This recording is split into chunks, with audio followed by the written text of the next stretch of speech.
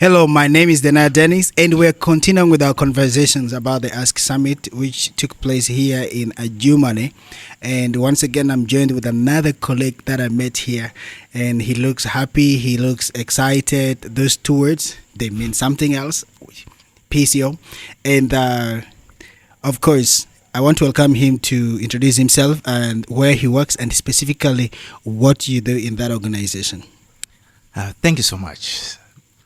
I'm called Matthew Lubari, and I work for Community Creativity for Development, CC4D, a refugee founded and led organization in Rhinocam Refugee Settlement. Mm-hmm. But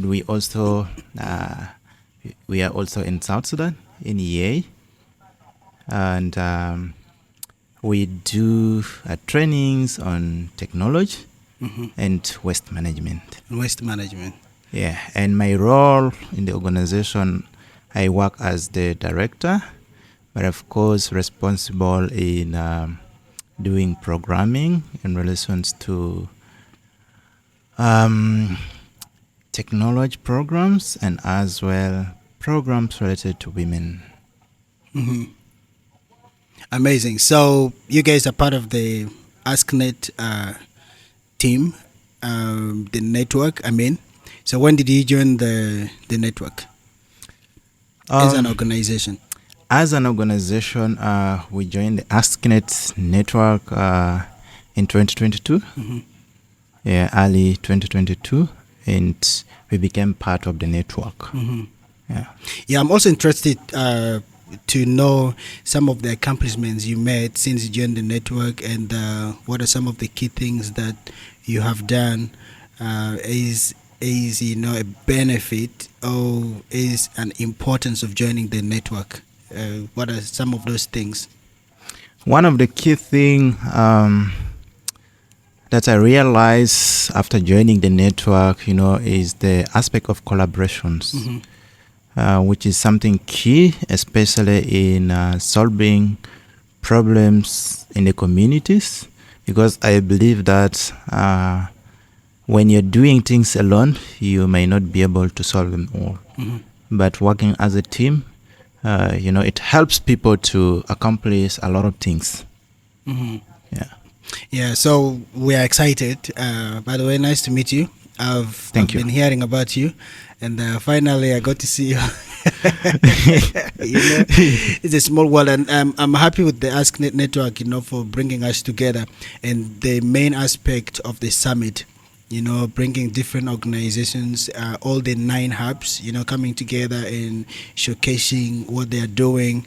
So it has been an exciting week to me, but I don't know how you feel about it. So we want to do this conversation just to know more about the summit and some of the takeaways that you have. I know that when you came here, you might have some expectations in your mind, and there are things that maybe when you came, they scattered your mind, maybe the innovations and, from the exhibition, from the time that you came into this land, what are the things that changed your mindset, and inspired you even to do more? Because I know that when you're here and you're going back, definitely there should be a new you. You see, you're not going to be the same again. So what are the things that really inspired you about the summit? Thank you so much. First of all, it's a great pleasure, also to meet you. Mm-hmm. Yeah, and there has been a lot of things that has happened over the first few days when we came for this summit. And the most important thing that I have realized is the knowledge exchange. The knowledge. Yeah, mm-hmm. The knowledge exchange through these programs, because it has brought young, energetic youths, mm-hmm. or people who have vision of transforming communities. Mm-hmm. Yeah, and this is a most important thing. And something that is amazing is the kind of the different skills and the works of the different youths that came, mm-hmm. to showcase. Yeah. So this shows that youth has the potential of transforming, the world, and to become a better place to live in, mm-hmm. and have a better generation. Mm-hmm. Yeah. So something when I see young people showcasing skills, innovative skills on technology, using local resources. So I need it to be specific. Like I know we were doing showcasing, and there was the exhibition that was going around. Yeah. So which innovations specifically, inspired you, and challenged you even to do much more better from which other organizations of the network? There are a couple of areas that I was able to see. One of the organizations that was working on electronics, and that is CIC, Creative Innovation Center, Yes. something like that. So they are so amazing in a way that much as they have been living in a difficult situation as refugees, but they were able to use it as an opportunity to learn and change the mindset of others, and show to the world that refugees are not as vulnerable as people think, but they are also people who can solve problems within communities, and using the local available resources. But also looking at Connector showcasing also skills in relation to maintaining the environment. So that is something also, so amazing. I was able to see some briquettes being showcased, and that is the way to go of protecting the environment from global warming, because there are many things that has been happening, the climatic change issues. Now we have the COP28, which is happening, and a lot of conversations. And it's a big topic. Yeah, sure. Yeah. So having those innovative ideas, can change people's behaviors and minds. And the other organizations that also showcase, like the case of Youth Empowerment Foundation, YEF, who has built an amazing prototype of a house, using the local available resources. They're not exporting like things from afar. You don't need to look for. But you look around, and it's environmental friendly. So it's more on the aspect of circular economy. And other also hubs that showcase the likes of my organization CC4D, who is working. I'm interested to know what the organization actually showcased. Who are working on e-waste management, and in particular, empowering women in technology, like repair, reuse, and upcycling of electronic items that are believed to be waste. So in CC4D, when people say it's a waste, we said it's not a waste. Waste is not as waste, but is a resource. It's a resource, can be transformed into something. So in simple, you're trying to tell them that if you have digital, maybe devices like laptops, which are people think they're already waste. So to you, you're not telling them to throw them away. Of course. But you want to make use of them. Do you still make them as they are, or you transform them into another thing? For example, a computer which is already to be dumped, do you get it back to be a computer, or else you turn it into something else? One thing, it depends on the level of the damage. There are items that are not beyond repair, so those one will republish them and bring them back to life. And for those ones which have gone beyond repair, we ensure that there are valuable components inside that can be still reused to produce something else. Like the boards, the motherboards of the computers, they can still be used for something. There are components inside, like the diodes, registers, which are in some of the electronic components that can still be plugged out and put into other electronic items that might be missing those components. So do you train people to do that, or you're the ones who do the maybe refurbishing of those devices? our main focus is knowledge transfer. Knowledge transfer. Yeah, so means that we train people on how they could do that. How to do that. Yeah. Now, take a situation like, for example, in South Sudan, we know the history of the conflict has been going on, and many times the young people, if they are the ones that you're targeting, some of them didn't get really the education that can push them to another level. So most of them from the refugee communities maybe ended in senior 1, senior 2, and then a few have gone to senior 4. And given the curriculum that we have in South Sudan, even in Uganda, where technology is not, is not an emphasis, they don't really teach computer science or those skills in the school. So how do you get started with someone who has not, reached a certain level of education, or maybe has just finished the senior 4? How do you take them through the training, given that you have to introduce them? Do you have a curriculum that you use? What mode of training do you do for such kind of people? We have a curriculum that we use, but mostly we don't focus on theory. Mm-hmm. But we focus on practicals. The practical part of it. Yeah, and with practicals, you can easily take even someone who has not gone to school can easily understand and can do it. Mm-hmm. Yeah, when explained it physically, and this is how it's supposed to be. You take this out. This is what we call a screwdriver, and it's used for opening up. And you show to the person, and you find that they cope up. Much as they have not gone to that high level of, attain that high level of education. Yeah. So basic things they can do. They can do them. Yeah, they can do them. Amazing. So as you're here at the summit and you're going back, I know, as you said, you're inspired looking at innovations and new things as an organization. Where do you want to start from, or maybe are there things that you feel like this is my takeaway to the organization because I came to the summit, and maybe we need to improve on this, and maybe we need to introduce something new into the organization? Do you have that already in mind, in plan? Yeah, sure.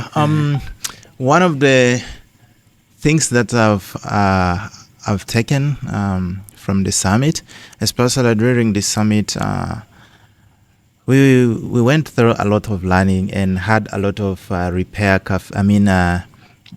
World Cafe sessions where different group of people, giving their inputs on different topics, related to gender participation in technology, or gender inclusion in technology, conflict management, and many others.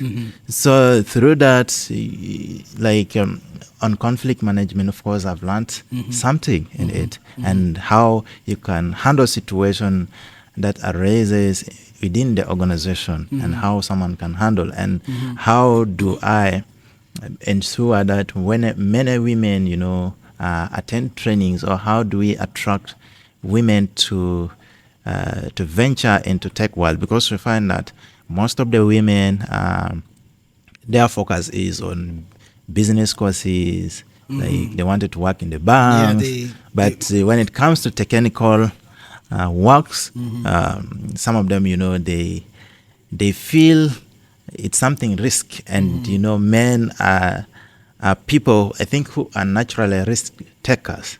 So women feel they can't do it, but through this summit, we have learned that women can be ways on how we could engage the women, and they become inclusive, especially when it comes to technology. Yes. So now, another point that just came in my mind, because I know in the summit, for example, during the cafes, there are a lot of conversations, for example, on women inclusion, which is one of the key things. Yep. And now, is a technology organization, that is how I want to refer you to.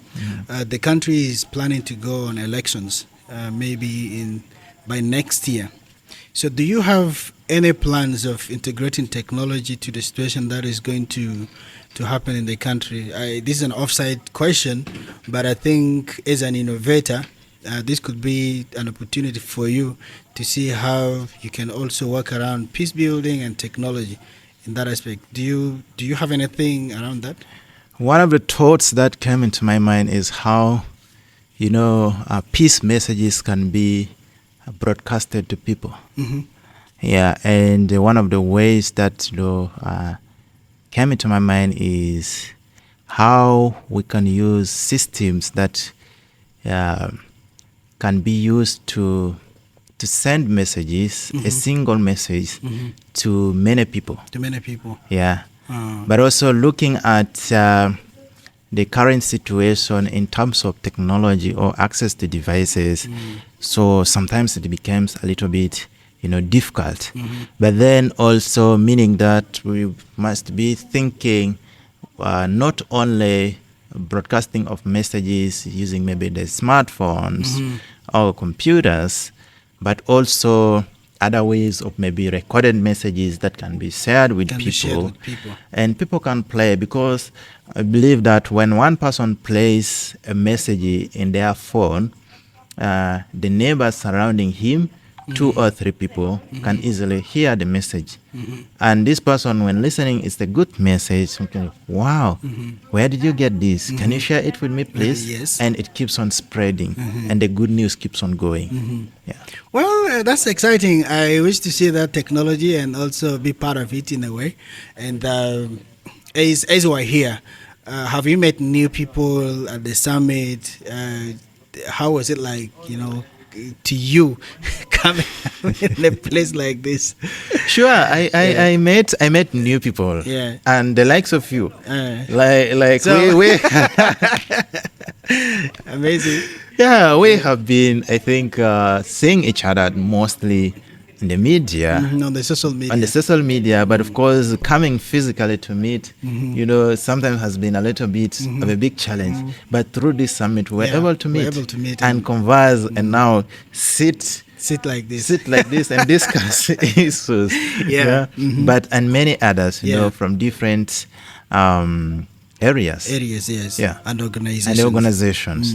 And learn what they are doing and how they do it. Absolutely. Yeah. I'm also excited, to meet you. You're a big guy. I've always, dreamt to meet you. And finally we're here. But now, as we come to the conclusion of this conversation, I want you to tell someone who has not been part of this summit, and maybe in a nutshell, what can you tell the person about your experience?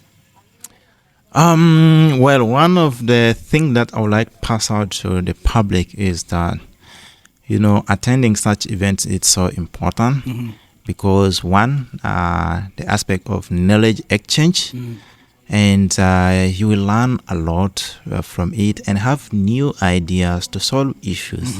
Yeah. And it also encourages people to work together and collaborate and to solve bigger issues that are happening within the community. Because I still repeat that when you do things alone, you may not succeed sometimes, and you may have limited ideas. Correct. Yeah. But if 2 or 3 people come together, you can easily achieve a bigger goal. And this will not happen, not be possible when we're divided, but if we work as a team. When you work as a team, then things can move on. And then maybe lastly, I want to say, if the summit again is to happen next year, what are you expecting to see that is new, and what do you expect to bring, this time for the summit during the exhibition? One of the things that I look forward to the next year when such summit is organized, I would like to see the big number more than the one of this year. And see that many young people come to join and learn and exchange knowledge. Yeah. Well, thank you so much for your time, and I'm excited. I hope that this will inspire someone who has not been here, and let's keep on changing our communities, doing our innovations in the right way and bringing the technologies to the people. Thank you so much for Thank Your you, time. Thank you. I'm so Shalom. glad. Yeah.